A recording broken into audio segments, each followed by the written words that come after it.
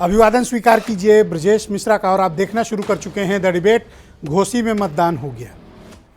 बहन भाइयों, घोसी में छिटपुट झड़प और पुलिस से लाठीचार्ज, थोड़ा बहुत कहीं मारपीट हंगामे के बीच, थोड़े बहुत विवादों के बीच, थोड़े बहुत पुलिस के डंडे के बीच घोसी में मतदान संपन्न हो गया।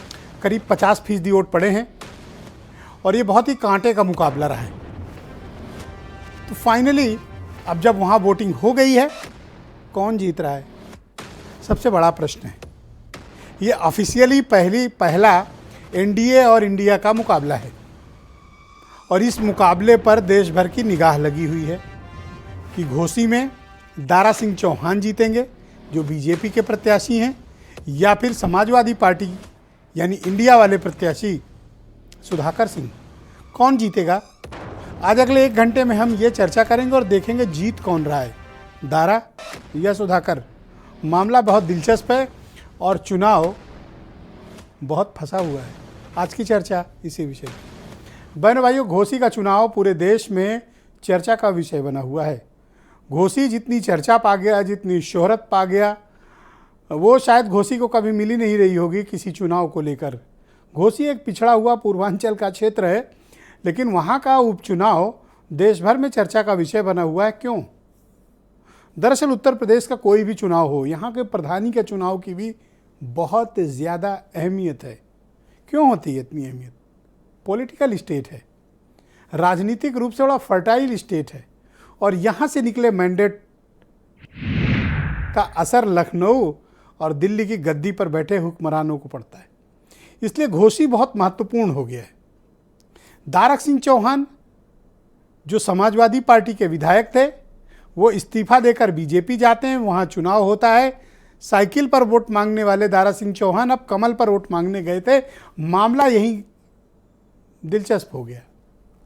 समाजवादी पार्टी ने वहाँ से सुधाकर सिंह, स्थानीय नेता हैं, उनको चुनाव मैदान में उतार दिया है और मामला बहुत फंसा हुआ है। बहुत ही कांटे की टक्कर दोनों नेताओं के बीच हुई है।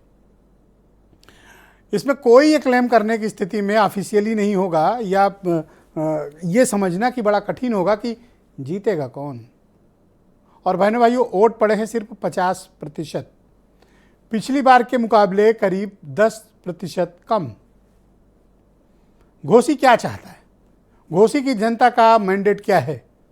पुनः दारा सिंह चौहान उनके जनप्रतिनिधि होंगे बदले हुए चुनाव निशान के साथ, या फिर सुधाकर सिंह को जीत का सेहरा घोसी पहनाएगा? एक्चुअल ग्राउंड की क्या स्थिति है? और आज जब वोट पड़ा तो वोट डालने के बाद मतदाताओं ने क्या कहा, उनके मन में क्या चल रहा है? और अभी एक किला बाकी है, काउंटिंग, मतगणना। तो आज मतदाताओं का क्या रुझान रहा, उनका बिहेवियर क्या था?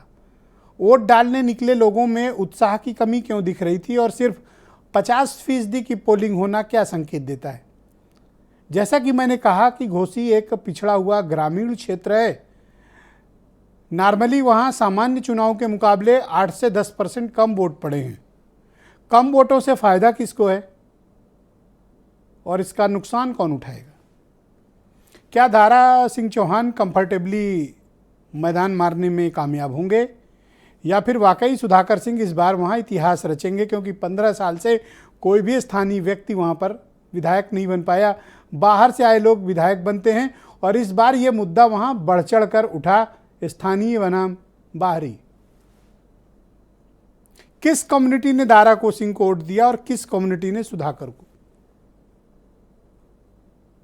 ऑफिशियली जैसा कि मैंने डिबेट के प्रारंभ में कहा कि इंडिया अलायंस का गठन होने के बाद यूपी में ये पहला बड़ा मुकाबला था।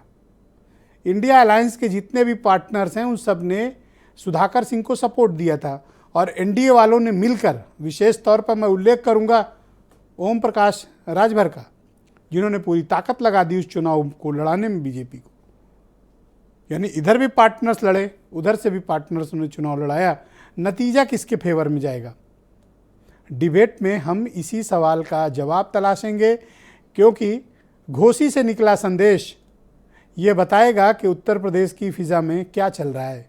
उत्तर प्रदेश के मतदाताओं में क्या चल रहा है, वो सोच क्या रहे हैं और किन मुद्दों के और किन के लिए वोट कर रहे हैं, बहुत कुछ स्पष्ट हो जाएगा। वैसे चुनाव, उपचुनाव तो सरकारें चुनाव जीत लेती हैं, लेकिन इस बार सरकार के लिए भी या सत्तारूढ़ दल के लिए भी आसान नहीं है घोसी जीतना, क्योंकि ग्राउंड पर जो मुकाबला देखने को मिला है बहुत ही दिलचस्प है। कुछ भी प्रेडिक्ट करना आसान नहीं होगा। आप कुछ बयान सुन लें, फिर आज की परिचर्चा को हम आगे बढ़ाएंगे। पूरी तरीके से भारतीय जनता पार्टी के पक्ष में एक लहर ही कही जाएगी और मुझे लगता है कि 8 तारीख को जब परिणाम आएगा तो केवल जीत नहीं बल्कि भारी अंतर से यहाँ की जनता जिता करके विधानसभा भेजने वाली है। घोसी उपचुनाव में भारतीय जनता पार्टी जीत रही है। मतदाता घरों से निकल करके बीजेपी को अपना आशीर्वाद दे रहे हैं और सभी जाति धर्म संप्रदायों का वोट बीजेपी के प्रत्याशी को मिला है। पूरी घोसी विधानसभा की जनता मेरे साथ है।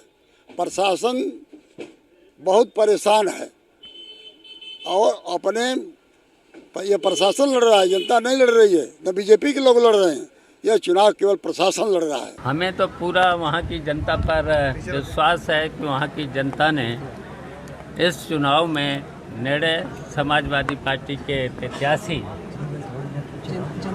के हक में वोट डाला है और वहाँ पर देखिए सुधाकर सिंह समाजवादी पार्टी के प्रत्याशी हैं, उनकी बड़ी जीत होगी।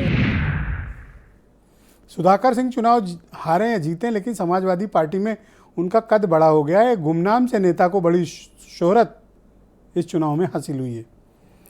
मेरे साथ समीर सिंह हैं, उत्तर प्रदेश में बीजेपी के प्रवक्ता हैं, राजीव राय समाजवादी पार्टी के राष्ट्रीय प्रवक्ता, अरुण राजभर बीएसपी के प्रवक्ता हैं, उमाशंकर पांडे कांग्रेस से हैं, एमएच खान साहब हमारे साथ मौजूद हैं, वीरेंद्र सिंह जी, आप सबका बहुत शुक्रिया और धन्यवाद हमारे साथ इस चर्चा का हिस्सा बनने के लिए। समीर सिंह जी, मामला तो गया है फंस, अब जब वोटिंग हो गई है 50%, क्या आकलन है आपकी पार्टी का, क्या मामला फंस गया है? देखिए ब्रजेश जी, कभी मामला नहीं फंसा था और हमारी पार्टी का स्पष्ट मानना है, सबका साथ सबका विकास और सबके विश्वास के नारे के साथ हम काम कर रहे हैं। हम उत्तर प्रदेश की सरकार में हैं और हमने दोबारा सरकार बनाई थी और माननीय योगी जी के नेतृत्व में उत्तर प्रदेश के अंदर विकास हो रहा है, तरक्की हो रही है और एक मजबूत संगठन भारतीय जनता पार्टी का, हमारे प्रदेश अध्यक्ष आदरणीय भूपेंद्र चौधरी जी और संगठन मंत्री माननीय धर्मपाल जी, एक मजबूत संगठन बूथ स्तर तक हमारा ऑर्गेनाइजेशन है और सरकार का प्रभाव समाज के अंदर जो गरीब कल्याण के काम है, माननीय मोदी जी योगी जी का जैसा नेतृत्व है जिसने समाज के अंदर लोगों के उत्थान के लिए, चाहे वो हमने सबका साथ सबके विकास की बात इस नाते कहा है कि आप उसको जाति धर्म में बांट के नहीं देख सकते। अब जब वोटिंग हो गई है तो क्लेम क्या है आपका? नहीं देखिए ब्रजेश जी, हम स्पष्ट कर रहे हैं कि भारतीय जनता पार्टी बड़े बहुमत के साथ जीतेगी। मैं पहले भी कह रहा था इस बात को, आपको ध्यान होगा कि हम पिछला बाई इलेक्शन भी उस विधानसभा को जीतने में सफलता प्राप्त किए थे। एक मजबूत संगठन का आधार है और योगी आदित्यनाथ जी के नेतृत्व में सरकार ने जो विकास का काम किया है उस काम के आधार पर हम चुनाव के अंदर गए थे और जो गरीब कल्याण के काम हमने किया है उन कामों के आधार पर हमने वोट मांगा और सभी समाज के सभी वर्ग का, चाहे वो हिंदू हो, मुसलमान हो, सिख हो, ईसाई हो, सभी धर्म। अच्छा, मुसलमानों ने भी आपको वोट दिया? बिल्कुल दिया है ब्रजेश जी, बिल्कुल दिया। ये डंडा लाठी क्यों चल रहा था फिर? नहीं, डंडा लाठी देखिए ब्रजेश जी, डंडा लाठी प्रशासन जहां व्यवस्था संभाल रहा था, निर्वाचन आयोग की परिधि में चुनाव हो रहा था और निर्वाचन आयोग की परिधि में कहीं कोई कठिनाई आई होगी, किसी की शिकायत रही होगी तो पुलिस ने उस पर कार्रवाई की होगी। और अगर ये कहेंगे आप कि साहब डंडा लाठी चल रहा है, तो डंडा लाठी कहाँ चला? डंडा लाठी नहीं चल रहा, लोगों की मानसिकता में कुछ लोगों के भर गया है। अब आप समाजवादी पार्टी के नेता को देखिए, अखिलेश यादव जी कभी ईवीएम पर सवाल खड़ा करते हैं, कभी प्रशासन को दोषी देते हैं, कभी किसी को दोषी ठहराते हैं। हमें तो इस बात का डर लगता है कि चुनाव परिणाम आने के बाद वो कहीं अपने शिवपाल चाचा को ही दोषी न ठहराने पर मैं लगे तो कि तीसरी साहब, बार पूछ रहा हूँ कि आपका क्लेम क्या है कि आप जीत रहे हैं वहां पे? बिल्कुल हम अपने काम के आधार पर जीत रहे हैं ब्रजेश जी। हम अपने गरीब कल्याण की योजनाओं के आधार पर जीत रहे हैं। हमारे पास नेतृत्व है, हमारे पास नीति है, हमारे पास संगठन है, हमारे पास संगठन के कर्ता हैं। हमारे प्रदेश अध्यक्ष आदरणीय भूपेंद्र चौधरी जी ने एक संगठन का नेटवर्क बनाया है। हमारे संगठन मंत्री माननीय धर्मपाल जी ने दौरा किया है। हम अपने कार्यकर्ता और अपनी सरकार की नीतियों की बदौलत घोसी चुनाव को हम बड़े बहुमत बहुत से धन्यवाद जीत रहे हैं आपका समीर जी, और हमारे साथ निश्चित जुड़े हम रहिएगा जीतने में सफलता प्राप्त जी। शुक्रिया आपका। उमाशंकर पांडे मेरे साथ मौजूद हैं, इंडिया अलायंस के जो पार्टनर हैं, कांग्रेस उसके प्रवक्ता हैं। थोड़ी देर में राजीव राय भी हमें कनेक्ट करेंगे, कुछ उनका कनेक्शन प्रॉब्लम आ रही है, हम ठीक करा रहे हैं। उमाशंकर पांडे जी, मैं आपसे जानना चाहता हूं कि अब जब वोटिंग हो गई है 50% क्या है घोसी में? देखिए ब्रजेश जी, निश्चित रूप से भारतीय जनता पार्टी की नज़रों में जिसको गरीब कल्याण कहते हैं उसने वहाँ पे अपना खेल किया है। इनकी निगाह में दाल सब्जी की कीमत बढ़ाना गरीब कल्याण है। इनकी निगाह में ज़रूरी दवाइयों की कीमत बढ़ा देना गरीब कल्याण है। इनकी जो गरीबों को जो चीज़ मार सकती है, हाँ मैं घोसी पर ही बात कर रहा हूँ, वो इनके लिए गरीब कल्याण है। नतीजा गरीबों ने भारतीय जनता पार्टी की जो सूट बूट वाली सरकार है उसके खिलाफ जमकर वोटिंग किया है और इससे आगे 50% तो वोट पड़ा है पांडे जी, आप कह रहे हो बहुत वोट पड़ा है। हाँ, तो जो सूट बूट वाले हैं वो तो निकले नहीं, जिनको इस सरकार से हिसाब किताब चुकता करना था वो निकले और उन्होंने वोट किया। क्या फीडबैक है आपका, क्या आकलन? हाँ, वहां देखिए अवसरवादियों के खिलाफ वोटिंग हुई है, वहां पर भारतीय जनता पार्टी की झूठ और जुमले के खिलाफ वोटिंग हुई है। अवसरवादी क्यों? लोग क्या कह रहे थे घोसी में? दारा या सुधाकर? नहीं, दारा सिंह अभी तो चुनाव लड़के गए थे, क्या जरूरत थी? दारा जीत रहे हैं आप कह रहे हो? नहीं, जो घोसी की जनता कह रही थी कि दारा सिंह के कारण दोबारा चुनाव हो रहा है, इसलिए लोगों ने उनको वोट नहीं दिया, अवसरवादी को वोट नहीं दिया। ओम प्रकाश राजभर जी, अरुण जी ने बड़ी मेहनत की और लोगों ने क्या कहा, भाई ये इसलिए मेहनत कर रहे हैं क्योंकि इनको मंत्री बनना है। माने तो सही किए, मेहनत किए हैं। नहीं तो वो तो भाई करना पड़ेगा, सत्ता की मलाई के लिए देखिए लगे हुए हैं। तो इनके लिए जनता राजभर लोग कह रहे थे और देखिए राजभरों की एक बड़ी टीम लगी थी। अब आप समझिए वहां के राजपूतों ने किसको वोट दिया? सुधाकर सिंह को। वहां के भूमियारों ने किसको वोट दिया? सुधाकर सिंह को। वहां के दलितों ने वोट दिया किसको? सुधाकर सिंह को। आप तो ऐसे क्लेम कर रहे हो जैसे वोट डाल के लोग आप ही को रिपोर्ट कर रहे थे कि उनको वोट डाले हैं, पांडे जी नोट कर लो। बिल्कुल, ये तो एक तरफा चल रहा था ब्रजेश जी वहां पे। तो सुधाकर सिंह एक तरफा है वहां पे? बिल्कुल, सुधाकर जी को लोगों ने, अलग अलग फैक्टर थे, कुछ लोगों को अवसरवादी दारा सिंह दिख रहे थे और सत्ता की मलाई में जुटे राजभर परिवार दिख रहे थे। तब कर रहे हो जब 1 घंटा भी कन्वेंसिंग में नहीं गए जी। हमारे कांग्रेस पार्टी के लोग, कांग्रेस क्लेम कब है आपका? नहीं, कांग्रेस पार्टी ने, देखिए मैं तमाम लोगों से हमारी बात हुई और हम लोग भी लगातार निगाह रखे हुए थे। भूमिहारों ने खुलकर सुधाकर सिंह को वोट दिया, राजभरों ने। पांडे जी कैसी जातिवादी बातें कर रहे हो?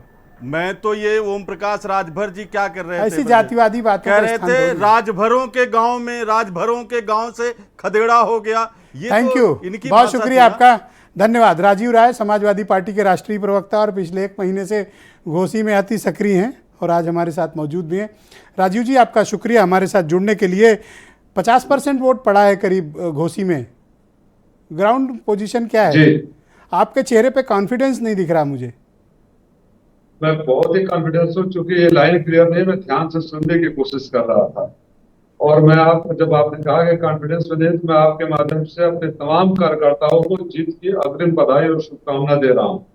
मैं ग्राउंड पर रहा हूँ और बड़बोलापन मेरी आदत नहीं है। देखिए, जो पहला मैं आऊंगा 50% वोट क्यों हुआ। शुरू के 1-2 घंटे इतने ज्यादा प्रशासन सक्रिय था, प्रशासन कर रहा था। आपके चैनल पर वीडियो चला कि किस तरह एक खास सीओ विनीत सिंह, वही आदमी अदरी में है, वही घोसी में है, वही नजरा में है, हर जगह, और लगातार हम शिकायत करते रहे और ऑब्जर्वर महोदय मुझसे पूछ रहे हैं उनका लोकेशन बताइए कहाँ है। अब पुलिस का लोकेशन किसी बाहरी लोग से पूछे तो अभी अपने आप में समझने वाली बात है। दूसरा, आखिरी 1-1.5 घंटे में बारिश हो गई, लेकिन जो 50% वोट, जिस तरह हम डर रहे थे कि लोग वोट डालने नहीं आएंगे, इन लोगों के अंदर ये उत्साह और अपना एक निर्णायक मत देने का था कि ऐसे लोग जो बार बार सारी पार्टियों को, इंक्लूडिंग माइन, मैं भी अपनी गलती स्वीकार करता हूँ, अपनी पार्टी की गलती स्वीकार करता हूँ, आप किसी एक को थोपते रहिए, वही सांसद बने, वही मंत्री बने, वही राज्यसभा जाए, वही लोकसभा जाए और मंत्री न बन पाए तो राजीव राय का, जी जी, आप मुझे सुन पा रहे हैं ना? जी आपका सुन रहा हूँ मैं। आपका वीडियो डिस्कनेक्ट हो गया, बट कंटिन्यू, आप बोलें। जनता प्रतिनिधि तो इसलिए चुनती है कि उसकी चिंता करे, उसके भविष्य की चिंता करे, उसके विकास की चिंता करे। जनता इसलिए मेरी चुनती है, अगर विधायक जी मंत्री नहीं बन पाए, सांसद जी मंत्री नहीं बने तो हम उनकी चिंता करें, दूसरी पार्टी से। तो 50% वोट पड़ा है, अब क्या स्कोप है सुधाकर सिंह के लिए आपके हिसाब से?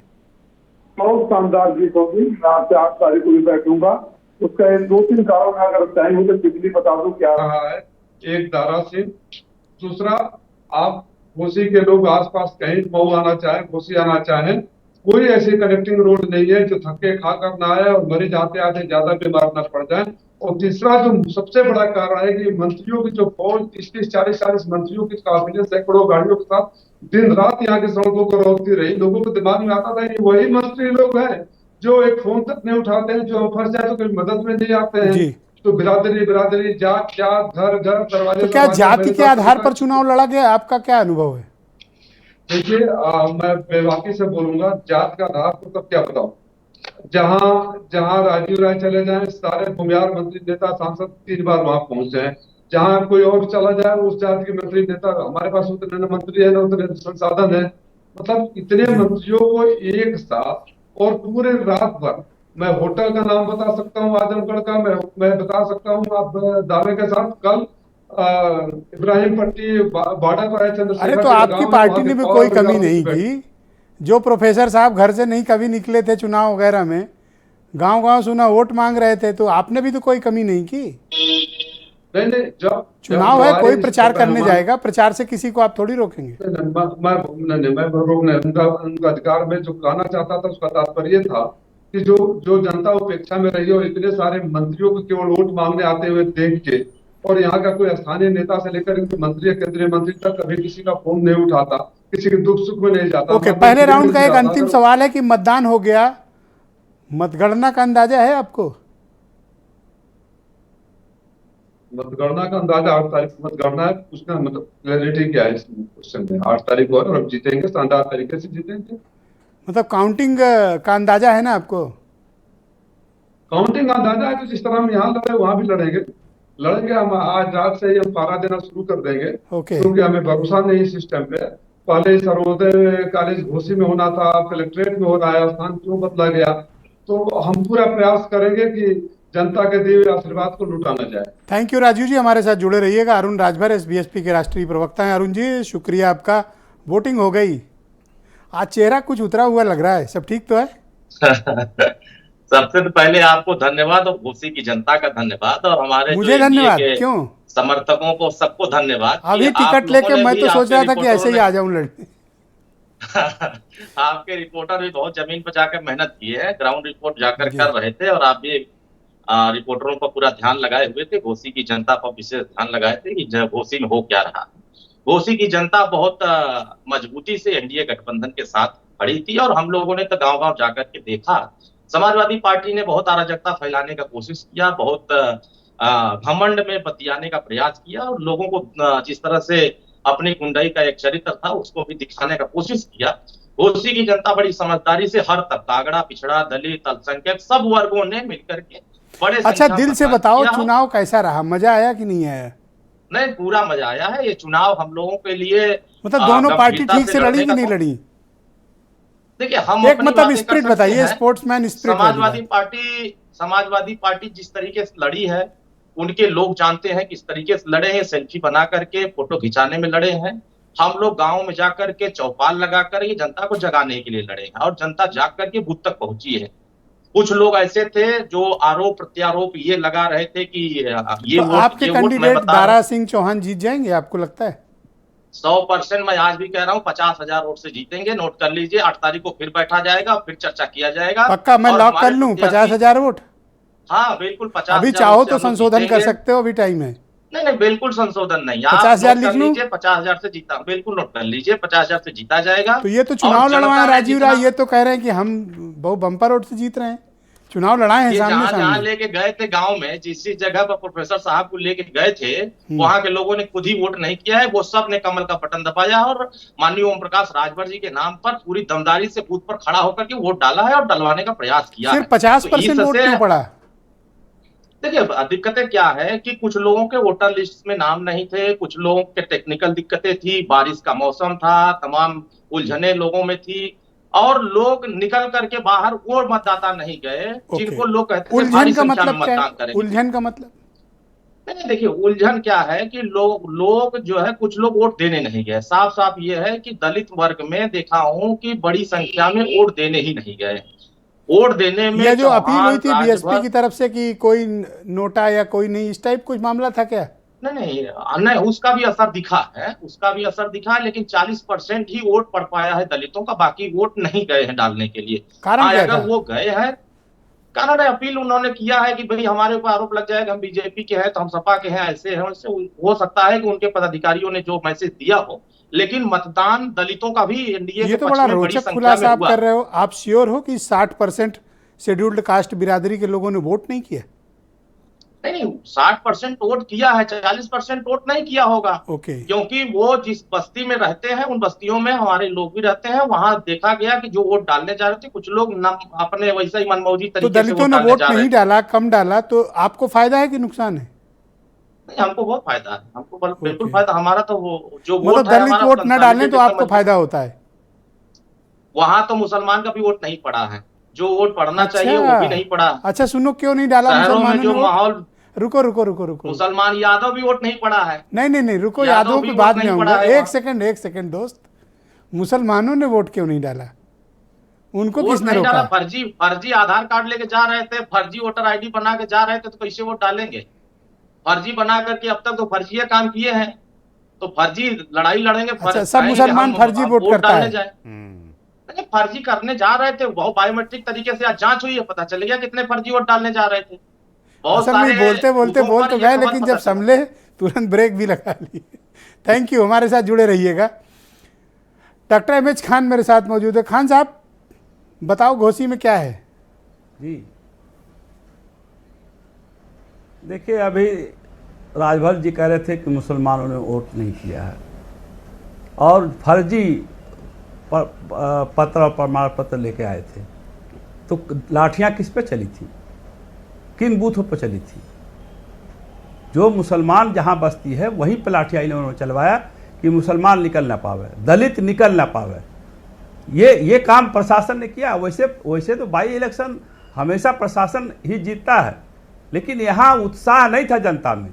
जनता में अगर उत्साह होता तो 50 पुरानी पार्टी बड़ी उस्ताद थी खान साहब बाई इलेक्शन जीतने में। जी, बड़ी उस्ताद पार्टी थी, इसलिए आपको बड़ा व्यापक अनुभव है कि प्रशासन कैसे जीतता है। हमारी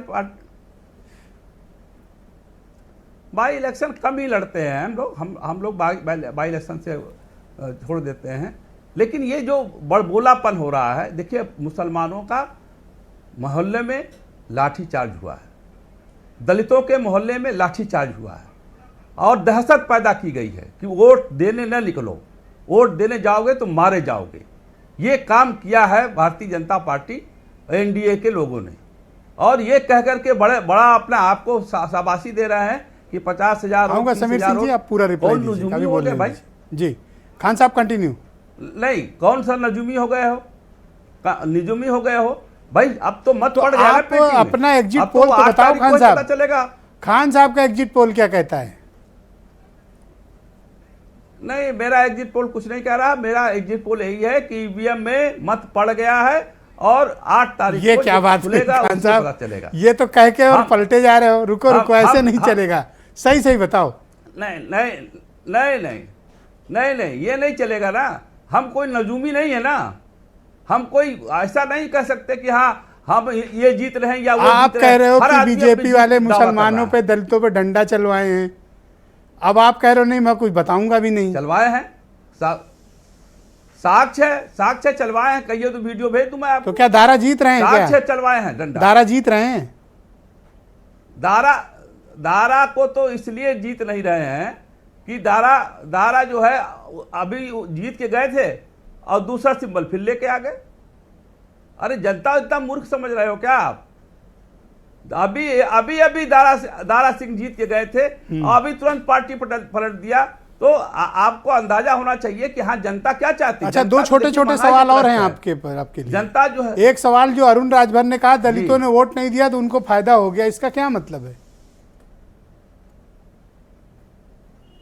कोई मतलब नहीं है, ये तो लोग बोलते हैं, ऐसे ही बोली भाषा का बोलते हैं। जब कह दिया ओम प्रकाश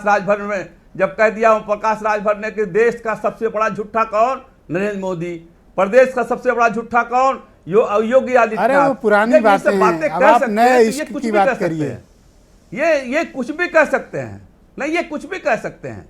अभी दावा कर सकते हैं कि ये और अपोजिशन का जो है 0 वोट है, हमारा सारा वोट है। ये कहने वाले लोग एक बार भी आपने राजीव राय की तरफ उंगली नहीं उठाई। पूरे टाइम आप राजभर की पार्टी को कोस रहे हो, अरे बीजेपी को एक बार भी नहीं पूछा राजीव राय से? नहीं हम कि क्या किया उन्होंने? हम पार्टी किसी को नहीं रहे हैं। हम सत्य बात कह रहे हैं, हम कोस किसी को नहीं रहे हैं। जो स्थितियां होनी चाहिए चुनाव में, बाई इलेक्शन में, वो स्थिति नहीं थी। हर आदमी अपनी समाजवादी पार्टी का एक आदमी उतर गया। जो अब जैसे रामगोपाल यादव का नाम आपने लिया, रामगोपाल यादव को कौन जानता है? वहाँ कौन पूछने गया उनको? अपने वहाँ इटावा में नहीं तो उतर नहीं पाते हैं, यहाँ घोसी में आ गए खाली शहीदों में नाम लिखाने के लिए। तो इससे कुछ नहीं होता है।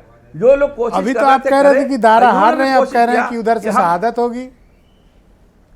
आज कुछ कंफ्यूजन है खान साहब। नहीं मैं कह रहा हूँ कोई हार जीत का हम फैसला नहीं सुना रहे हैं। हम किसी के हार जीत का फैसला नहीं सुना रहे, लेकिन ये सुना रहे हैं जरूर कि जनता प्रताड़ित थी, जनता खुश नहीं थी, जनता के ऊपर मार पड़ी है, वोट नहीं डालने दिया गया है। 50% क्यों वोट पड़ा? ठीक, समीर सिंह जवाब देना चाहते हैं आपको। खान साहब, आप समीर सिंह की बात सुनिए, कुछ रिप्लाई देना चाहते हैं। क्यों नहीं वोट पड़ने दिया भाई? नहीं, देखिए ब्रजेश जी, हमें लगता है कि खान साहब लखनऊ के अंदर ठंडा पानी पी के एसी का हवा ले रहे थे। इस नाते इनको घोसी की सच्चाई नहीं पता है। किसी को किसी ने नहीं रोका वोट देने से, सब लोगों ने स्वतंत्र रूप से वोट दिया है। और खान साहब, आपकी जो बातें हैं वो बातें कहाँ से आती हैं, कैसे कहते हैं? साहब, मुसलमान और दलित को वोट नहीं देने दिया, किसने वोट नहीं देने दिया? पहले तो खान साहब और समाजवादी पार्टी आरोप लगाती है साहब पुलिस ने नहीं वोट डालने दिया। गलत बयानी मत करो आप। अपन आराम से बात करेंगे। देखो उनके बीच मैंने आपको बोलने नहीं, उनको नहीं बोलने। आप बीच में सुन, आप बीच में मत बोलो। बोलिए। नहीं, आपने देखिए बीच में बोलने नहीं दिया मैंने। अब आप भी खान साहब शांत रहो।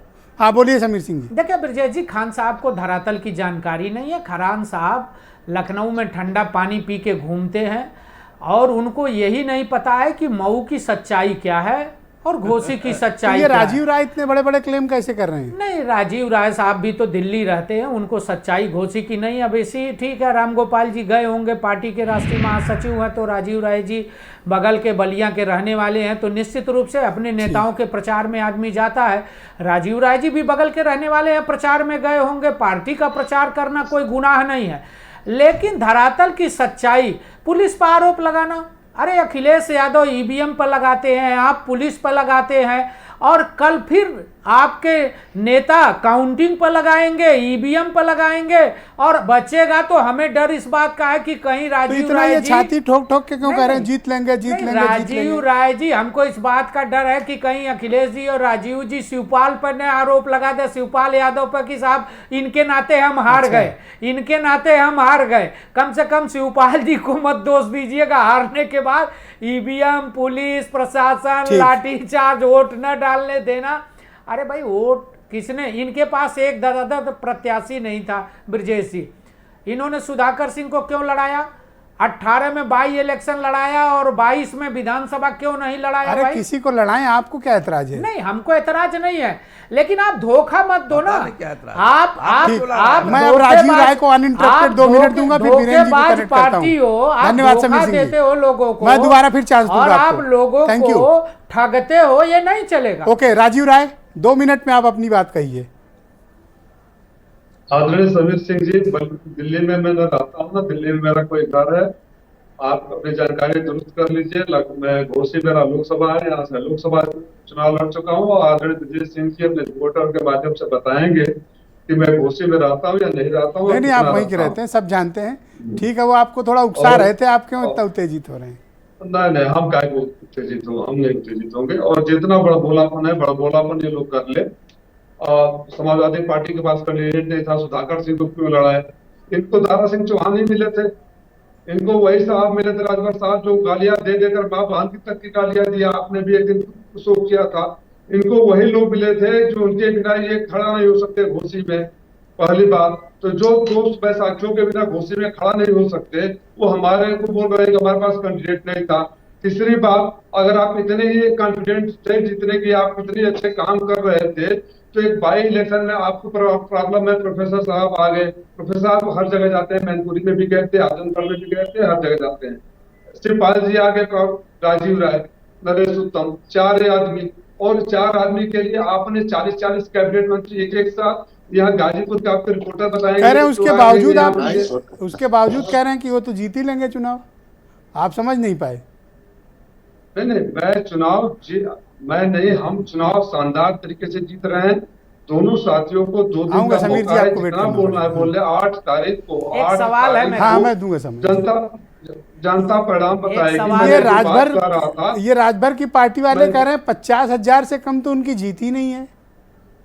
50,000 वोट मिल जाए वो बहुत काफी है। 50,000 अगर उनको पूरा वोट मिल जाए वो बहुत काफी है। तो मैं लिख लूं आपकी तरफ से? जो मैं बात बिल्कुल लिख लीजिए, जो मैं बात कर रहा था, जैसे खाली अलाउ कर दीजिए उसको, कि ये आक्रोश ज्यादा पड़ गया जब यहाँ की सड़कों पर सैकड़ों गाड़ियों को लोग चलते हुए देखा, एक ही घर में 5-5 बार मंत्रियों को जाते हुए देखा, तो जख्म हरे हो गए कि जनता तड़प रही थी कोरोना से लेकर आज तक। जनता आज भी तड़प रही, कोई जनता ही नहीं कह सकती कि हमको मुसीबत सामने विधायक जी को, सांसद जी को, मंत्री जी को फोन किया, उठा लिया, फोन कर दिया जी, कोई पैरवी करने वाला नहीं। वो आक्रोश निकला है मतदान में। ठीक है, शुक्रिया आपका। वीरेंद्र जी भी हमें ज्वाइन कर चुके हैं। वीरेंद्र जी, आपके रिपोर्टर्स और ग्राउंड जीरो से क्या फीडबैक मिला? ये लोग तो अपना अपना एग्जिट पोल दे रहे हैं, आपका क्या आकलन है? देखिए, वोट भले 50% के पड़ा हो, लेकिन लड़ाई बड़ी तगड़ी रही है घोसी में, और इसमें कोई शक नहीं कि दोनों दलों ने बहुत ज़बरदस्त प्रचार किया और बहुत मेहनत की उनके नेताओं ने। सियासत में बहुत दिनों बाद उत्तर प्रदेश की कोई ऐसा उपचुनाव हुआ जिसमें भाजपा और समाजवादी पार्टी दोनों के सारे नेता इतनी मेहनत करके लगे हैं। अब अपने यहाँ एक चलन है कि जो पार्टी सत्ता में होती है वो उपचुनाव जीत जाती है। लोग इसके पीछे तर्क देते हैं कि भाई जनता कहती है कि अभी सत्ता में है, अगर इनको जिताएंगे तो हमारे क्षेत्र का विकास होगा, इस आधार पे उनको वोट मिल जाता है। लेकिन हर कोई जानता है कि उपचुनाव कैसे जीता जाता है। वैसे जिसका वक्त साथ देता है उसका कौवा भी लोगों को मोर नज़र आता है। तो बीजेपी इस समय भाई ताकत में है, वो कौवा को मोर बता दे, सब लोग मोर मानेंगे, तो ये कोई बहुत बड़ी बात नहीं है। लेकिन जिस तरह से घोसी में बीजेपी को इतनी मेहनत करनी पड़ी, वो उनके कैंडिडेट की वजह से करनी पड़ी। मुख्यमंत्री को भी सभा करनी पड़ी, दोनों डिप्टी सीएम वहाँ डटे रहे, ब्रजेश पाठक, केशव मौर्य। अरविंद शर्मा तो पूरे चुनाव भर वहीं रहे, लौटे ही नहीं ऊर्जा मंत्री। लोगों के लिए प्रतिष्ठा का बना रहा माहौल, और सबसे बड़ा सवाल ओम प्रकाश राजभर के लिए रहा। बीजेपी से नई नई दोस्ती हुई, एनडीए के मेंबर बने, प्रधानमंत्री ने उनका काफ़ी सम्मान किया। अब उनको ये चुनाव जीत के देना था। अब आज जो वोट पड़ा है उस आधार पर अगर ज़्यादा वोट पड़ता तो उसका क्या आकलन होता, वोट कम पड़ा तो क्या आकलन है? ब्रजेश जी, वोट तो 50% पड़ा और पड़ सकता था, लेकिन इतनी जांच पड़ताल हो गई कि जो आए वो भाग गए डर के मारा, कौन बवाल मोल ले, पीछे से लाठी न गिर जाए कहीं। तो लोकतंत्र में चुनाव तो जनता के मैंडेट के लिए होता है, लेकिन उपचुनाव में पुलिस की लाठी की बड़ी अहमियत होती है। उपचुनाव तो पुलिस अपने लाठी मार के जिता देती है, बहुत सारी बातें ऐसी आती है, लोग देखते हैं। अब मेहनत तो सारे दल कर रहे हैं। घोसी का उपचुनाव ये बताता है कि विपक्ष एकजुट हो गया है। बीजेपी के लिए आने वाले समय में और चुनौतियां कठिन होंगी। परिणाम चाहे जो आए, चाहे जो जीते हारे, लेकिन ये जरूर है कि दोनों दावा करते हैं 2 विधायक तो जीतेंगे नहीं। जीतेगा तो कोई एक ही विधायक बनेगा, ये बात सही है। लेकिन अवसरवादी नेता के तौर पर दारा सिंह चौहान की उनके क्षेत्र में एक पहचान बनी और उनका जो है बीजेपी से भी कार्यकर्ता उनसे नाराज था। ये तो नेताओं ने बड़ा समझाया बुझाया है, उसका परिणाम है कि लोग माने हैं। लेकिन एक चीज़ ये भी दर्शाता है कि कैंडिडेट के तौर पर अगर देखा जाता तो सुधाकर दारा सिंह पर भारी पड़ जाते। अगर बीजेपी सिंबल ना होता तो दारा सिंह तो वहाँ पर लेट जाते, आसान नहीं था। अब वो लड़े हैं, बढ़िया लड़े हैं। तो ये 50% वोट क्यों पड़ा, पहली बात ये, और दूसरा मुसलमानों के वोट और दलितों के वोट का मुद्दा क्यों उठ रहा है? अब बिल्कुल देखिए ये किधर गया, कैसे गया। दलितों का वोट बड़ा मायने रखता है।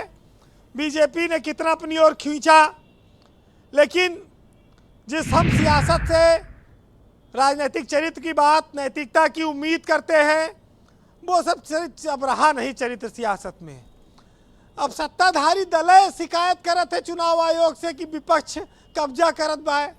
आज तक तो विपक्ष चिल्लाता था कि ये कब्जा हो रहा है, ये जबरदस्ती हो रही, पैसा बांट रहे हैं, दारू बांट रहे हैं। अब तो सत्ताधारी दल को भी खतरा है कि विपक्ष वाले कहीं कहीं कोई गड़बड़ी ना कर दें। इतना ताकतवर विपक्ष हो गया उत्तर प्रदेश में। तो ये जो प्रतिष्ठा का चुनाव है, ये इतनी इज्जत क्यों फंसा ली दोनों ग्रुप में, मैं ये नहीं समझ पाया। इतनी इज्जत क्यों फंसा रखी है इन लोगों ने? चुनाव इस देश में, उत्तर प्रदेश में ये तय करेगा कि आने वाले वक्त में कैसा माहौल बनेगा। बहरहाल ब्रजेश जी अवसरवादी हो, मौका परस्त हो, इनकी हर समय में पूछ रही है, हर समय ये कामयाब रहे हैं। लोग कहते हैं कि समझते सभी हैं, बस कहते नहीं हैं, और बनते हैं जितने नासमझ वो नहीं हैं। अगर फ़ायदा हो तो बन जाएंगे गूंगे, और हो दिक्कत जरा भी फिर बहरे मिलेंगे। और बनी मौका परस्ती बुद्धिमानी जाने कब से, वसूलों पे टिकता अब आदमी बुरा है। तो जो आदमी वसूलों पे टिकता है अब वो अच्छा नहीं रहा, और चरित्र में कोई वसूल, राजनीति में कोई वसूल भी नहीं रहा। बहरहाल जी इतनी चतुराई से मिटाया गया मेरी हस्ती को, और तनिक सी आँच भी ना आई उसकी कश्ती को। और मुझे गुमान था कि सफ़र में मेरा साथ वो देंगे, और उन्हें इंतज़ार था कि वो सिर्फ अपनी मौका परस्ती का। अच्छा, आपने देखा आज अरुण थोड़ा मायूस से बैठे हुए हैं, कोई बात है बीरेन जी? लग रहा है बीरेन जी तक मेरी आवाज़ पहुंच नहीं रही है। ओके, बहुत शुक्रिया बीरेन जी, आपका बहुत बहुत धन्यवाद ग्राउंड जीरो से अपने इनपुट और फीडबैक हमें उपलब्ध कराने के लिए। उमाशंकर पांडे उत्तर प्रदेश में कांग्रेस कमेटी के प्रवक्ता हैं। उमाशंकर जी, ये क्या तो कह रहे हैं राजभर जी कि वो दलित और मुसलमान वोट नहीं डालने पाए, क्या है माजरा? जी ब्रजेश जी, देखिए निश्चित रूप से ये गंभीर विषय है। उन्होंने 3-4 बातें कही। एक तो उन्होंने दलितों को लेके कहा, मुसलमानों को फर्जी बता दिया। तो ये और वो समीर जी कह रहे थे कि दलितों का भी वोट हमको मिला, मुसलमानों का भी वोट हमको मिला। आपको ये कंट्राडिक्शन, ये कंफ्यूजन क्यों? क्या वो मुसलमान का वोट नहीं ले सकते? आपका कॉपीराइट है। नहीं, हमने कब कहा, लेकिन मैं तो कंट्राडिक्शन की बात बता रहा हूं करा रखा है कि ये मुसलमान और दलितों को गाली दे रहे हैं अरुण राजभर जी आपके डिबेट में, और समीर जी सब गाली नहीं दी है, आप नाहक बात ये राजनीतिक गाली ही तो है। और क्या है? मुसलमानों को कह रहे हैं वो सब फर्जी थे, फर्जी कार्ड लेकर आए थे। ये क्या है ब्रजेश जी? ये गाली ही तो है। और समीर जी कह रहे हैं, आ रहा हूं समीर जी, इसके बाद आप, और समीर जी कह रहे हैं कि हमको बस आ रहा हूं, एक सेकंड, ये कंट्राडिक्शन इनको कंप्लीट कर लेने दो, आपको पूरा समय दूंगा। नहीं होना चाहिए ये कंट्राडिक्शन आपको दिख गया, मैं टोक दिया उनको, अरुण अपनी बात का जवाब देंगे। ठीक नहीं, आपका नाम अरुण राजभर थोड़ी, आप रुक जाओ। किसी को भी इनको कंप्लीट करने दो, किसी को भी। हाँ बोलिए पांडे जी। हाँ, तो ये कंट्राडिक्शन, इसका मतलब क्या है कि हार सुनिश्चित है। और जो राजीव राय जी कह रहे हैं, निश्चित रूप से जो ईवीएम है उनको उसकी रखवाली करनी चाहिए, क्योंकि लूटने में भारतीय जनता पार्टी से तेज कोई आ रहा हूं, नहीं समीर है। भाई रुक जाओ। ये हाँ। लोकतंत्र को पूरा लूट समय सकते हैं, ये संविधान को लूट सकते हैं, ये गरीबों की जेब से जबरदस्ती पैसे निकालकर उनको आत्महत्या करने पर मजबूर कर देते हैं। ये डीजल पेट्रोल की कीमत बढ़ा के पैसे निकाल लेंगे, ये सब्जी की कीमत बढ़ा के निकाल लेंगे। तो घोसी का और जो सब मैंडेट अपने होगा मित्रों- वही यूपी का मैंडेट रहेगा, स्वीकार कर रहे हो ना जी?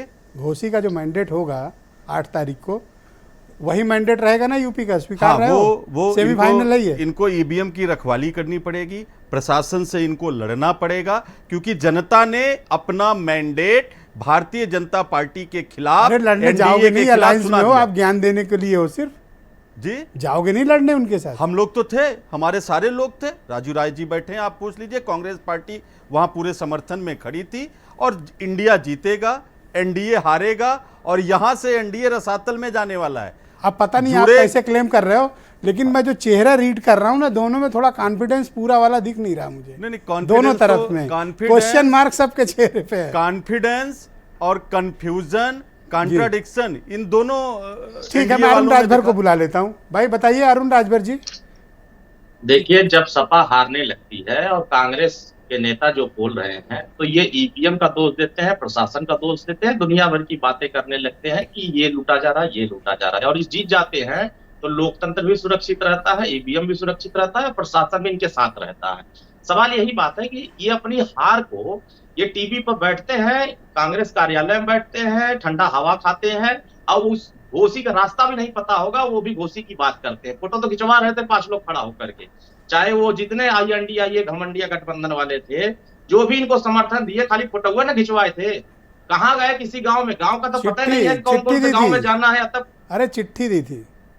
हाँ, मतलब वही चिट्ठी थमाया था, 5 लोग खड़े होकर फोटो खिंचवाया और दिखा दिया। अरे श्री अखिलेश यादव जी भी गए थे मंच पर, कभी दिखाई दिए कांग्रेस पार्टी? बता दें, ये भाषण मार रहे हैं प्रवक्ता कांग्रेस के। एक कांग्रेसी नेता बता दें जो मंच पर श्री अखिलेश यादव जी ने नाम लिया हो कि हमको समर्थन मिला है। और समाजवादी पार्टी के नेता जो प्रत्याशी अरे जिनकी चिट्ठी पे वोट मिल जाता है उनको जाने की क्या जरूरत है? चिट्ठी वोट दिलाती है। कहाँ हो आप अभी? बर्फ में जितना चिट्ठिया में नाम है उतना वो चिट्ठिया में वोट मिलता है, उससे ज्यादा वोट नहीं मिलता है। कांग्रेस का यही इतिहास रहा है घोसी में। हाँ, सवाल ये है कि समाजवादी पार्टी जो प्रत्याशी थे, उनके बेटे ने पुलिस को जूता मारने की बात किया, लात मारने की बात किया, धमकाने की बात किया, और वो भी यादव पुलिस को, ऐसा नहीं दूसरे वर्ग को नहीं, यादव को ही मारने की बात किया था जूता से। तो अब ये समझ सकते हैं कि कितनी अराजकता वो उतर आई थी समाजवादी पार्टी। तो ये क्या तो क्लेम कर रहे हैं राजीव राय की 50,000 प्लस से तो जीत रहे हैं? राजीव राय जी खाली वही घर में बैठ करके प्रोफेसर साहब के पीछे पीछे घूम कर जीत रहे हैं। अरे प्रोफेसर के पीछे पड़े 2 दिन तो 3 दिन तो थे वो वहां पे।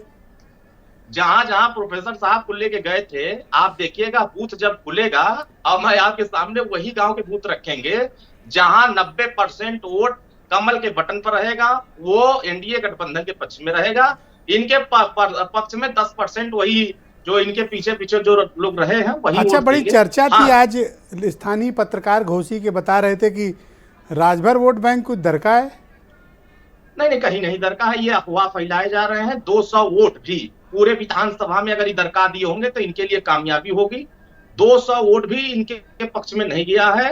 99.9% वोट एनडीए, मतलब राजभर समाज का ये 200 वोट भी नहीं पा सकते, ये कह रहे हो? बिल्कुल नहीं पा सकते हैं। 100% में लिख के दे दूं, जहां जिस गांव में पा जाए बता दें। बस एक सेकंड रुक जाओ, समीर सिंह को जब तक जोड़ूं। पैसा इन्होंने खूब बांटा। हाँ। समाजवादी पार्टी ने 4 बार की सरकार में जितना लूटा था, जितना घोटाला किया था, उस घोटाले की बोरी श्री शिवपाल जी ले जाकर खोल दिए थे। दलित बस्ती में खोले थे, मुसलमान बस्ती में भी खोले थे, यादव बस्ती में भी खुला था, हर बस्ती में ले जाकर खोले थे। अगर उसके बाद भी अच्छा ये बांटे हैं, आप भी कुछ बांटे थे? नहीं, हम लोग तो जनता के बीच में अपनी लड़ाई बांटे थे, हम अपने सिद्धांत बांटे थे, विकास बांटे थे, क्षेत्र के बारे में हमने जो विकास का पैमाना। राजीव राय कुछ कमेंट करना चाहते हैं, कह रहे हैं 200 वोट भी नहीं राजभरों के ले पाओगे, और आप तो उनकी बस्तियों में घूम रहे थे। राय साहब सुन पा रहे हो आप मुझे? मैं सुना रहा हूँ राय साहब, मैं सुना रहा हूँ सर आपको कुछ। हाँ आप सुनाएं, आवाज आ नहीं रही लेकिन आप बोल दो, मैं सुन लूंगा। आप बता दो, हम लोग विश्वास कर लेंगे आपकी बात पे। अरुण अब सुनो उनकी बात। अरुण आपको उन्होंने बीच में टोका नहीं, आपको सुनना चाहिए। हम लोग बढ़िया हाँ, अच्छी तो इनका मर्यादा में वीडियो मैं डिबेट कर दिखाई रहे देता हैं। हूँ। अब आप सुन लीजिए उनकी बात। राजीव राय जी, गो अहेड, बोले आप। आज एक सोशल मीडिया पर आदरणीय ओम प्रकाश राजभर साहब का भारतीय जनता पार्टी के नेताओं को और कार्यकर्ताओं को मां बहन की गालियां देते हुए वीडियो वायरल हुआ। उसको सुनने के बाद मैं तो कहूं कि अगर भारतीय जनता पार्टी का कोई कार्यकर्ता जो हार्डकोर वर्कर है, इनकी तरफ मुड़ कर देखा भी हो तो ये जीत जाएंगे। और बड़ी बड़ी बातें क्यों करना है? एक बिलो द बेल्ट अटैक करना और बच्चों से उलझना मेरा फितरत नहीं है। 2 दिन सब्र कर लेते हैं, 2 दिन के बाद जनता यहाँ जवाब दे देगी। इन्होंने दारा सिंह को डुबा दिया। इन्होंने दारा सिंह अच्छे खासे विधायक थे, साजिश करके भाजपा में ले आए, उनको हरवा दिए कि अब मैं अकेला ये कौन सा आरोप? ये तो नई कहानी आप सुना रहे हो। ये क्यों हरवाएंगे? ये क्यों हरवाएंगे दारा को? ये तो बेचारे पूरी जान लगाए हुए हैं। ये कौन सी स्टोरी है? बोलिए बोलिए। ये भी भाजपा की लाइन लगाए थे। मौका बोलिए मिला होता, राजीव जी, भाजपा बोलिए। ज्वाइन कर लिए होते। सर ऐसा है कि आपका डिबेट बड़ी तरीके से होता है। हम लोग अपने मर्यादा आप में बोले, मैं रहकर तो बात आपको अलाउ करें। कर रहा हूँ ना। नहीं, मैं फिर उसी बात पर कहूंगा कि बात ईवीएम में चला गया है। और जिस गांव की ये बात कर रहे थे, इन्होंने तो ये भी लिख दिया, आपने ही टीवी चैनलों पर उस समय चलाया था जब मैं मलेशिया से लेकर आया था, बच्चों का बयान भी था।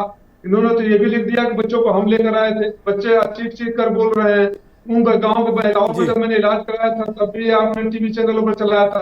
तो मैं ही नहीं, आप भी झूठ बोल रहे हैं, आप भी साजिश कर रहे हैं। तो आपने बोला कि स्थानीय पत्रकार बोल रहे हैं कि राजभर रोड भी खिसक गया, तो उनको भी साजिश का हिस्सा बता रहे हैं। क्या आप तो जिस अपनी तरह बात की करेक्ट भाषा- करना चाहेंगे? आपने कहा कि ओम प्रकाश राजभर दारा सिंह चौहान को हराना चाहते हैं। ये बात आपने आरोप क्यों लगाया है? नहीं, कोई मैं- एविडेंस है मैं आपके जो पास चुनाव- इसका? नहीं, मैं आप बता रहा हूँ। मैं अभी जहाँ बैठा हूँ, अब हो सकता है लोग माइक पर न बोले, चुनाव खत्म होने के बाद कुछ साथी आए थे और वो पछता रहे थे जिन्होंने दारा सिंह के साथ रहे हैं। नाम भी बताना ठीक नहीं होगा। अरे तो जो ये उनकी कहानी बात है, उनकी बात आपकी को आगे कहानी बढ़ा दी। है, स्टोरी है ये आपने बुन ली अच्छा है तो कहानी। अच्छा 2 दिन इंतजार कर सकते हैं हम लोग? 3 हाँ दिन? बिल्कुल कर लेंगे। क्यों मैं भाई? समीर सिंह को इनवाइट करता हूँ। हाँ समीर सिंह जी, आप कुछ बीच में बोलना चाहते थे, बताइए। नहीं देखिए ब्रजेश जी, अभी मैं सुन रहा था समाजवादी पार्टी के प्रवक्ता को और कांग्रेस को। आरोप कैसे लगाते हैं, हमें लगता है कि कम से कम एक बात का ध्यान देना चाहिए कि हम जो आरोप लगा रहे हैं उसमें सच्चाई कितनी है, क्या वो सच है। अरे 50% तो सही बोलिए। एक आदमी ईवीएम की रखवाली की बात कर रहा है, दूसरा प्रवक्ता जो है ओम प्रकाश राजभर को कह रहा है कि वो बीजेपी के प्रत्याशी को हराना चाहते हैं। अरे आपने अपने प्रत्याशी को जिताने के लिए क्या किया? आप 5 साल सरकार में थे, घोसी और मऊ का क्या विकास किया आपने नहीं बताया। आपने मुख्तार अंसारी को पैदा किया, आपने अब्बास अंसारी को पैदा किया, आपने 1 दर्जन माफियाओं अरे अब्बास कहाँ है, जरा पता कर लो। ऐसे ना गुंडों कहो, को पैदा किया। ऐसे ना कहो, वो कहाँ है पता कर लो। नहीं हमें पता है ब्रजेश जी, हमें पता जा इसी नाते भेज और बता रहे हैं। नहीं, बीच में कोई इंटरप्ट ना करें। No not allowed. Pandey ji गलत बात। समीर सिंह जी बोलिए। नो प्लीज पांडे जी, गुंडों और आप अलाउ नहीं है माफियाओं अभी। को इन्होंने पैदा किया, मऊ का विकास नहीं किया। मऊ के लोगों का इन्होंने खून चूसने का काम किया, खून चूसने का काम किया इन्होंने। और भारतीय जनता पार्टी की सरकार ने, चाहे बलिया हो, मऊ हो, गाजीपुर हो, बनारस हो, गोरखपुर हो, आजमगढ़ हो, पूर्वांचल एक्सप्रेस किसने दिया? भारतीय जनता पार्टी की सरकार ने दिया। हम बलिया लिंक एक्सप्रेसवे दे रहे हैं, हम बिजली दे रहे हैं, हम खाद का कारखाना चला रहे हैं, हम स्कूलों को मॉडर्नाइज कर रहे हैं। इन्होंने क्या किया ये नहीं बताते। और कांग्रेस पार्टी को, ब्रजेश जी 30 सेकंड और लेंगे क्योंकि सवाल बहुत हैं। अब कांग्रेस पार्टी को तो प्रत्याशी भी नहीं मिल रहे हैं, जबरदस्ती समाजवादी पार्टी को समर्थन का पत्र दे आ रहे हैं। चिट्ठी, अरे आज भी इतनी क्षमता है कि चिट्ठी पर वोट मिलता है। हाँ ब्रजेश जी, चिट्ठी पर ही वोट मिलेगा, चिट्ठी पर ही सरकार बनेगी और चिट्ठी पर ही क्रांति होगी। अरुण राजभर सही कह रहे थे कि एसी में बैठ के चिट्ठी लिख के और क्रांति होती है, धरातल पर जाएंगे तो सच्चाई पता चलेगी। और लोकतंत्र की बात कर रहे थे ना करिए अरुण को, इनके हिस्ट्री बड़ी पीछे वाली ठीक नहीं है। लोकतंत्र की बात करेंगे। इस देश में इमरजेंसी किसने लगाया?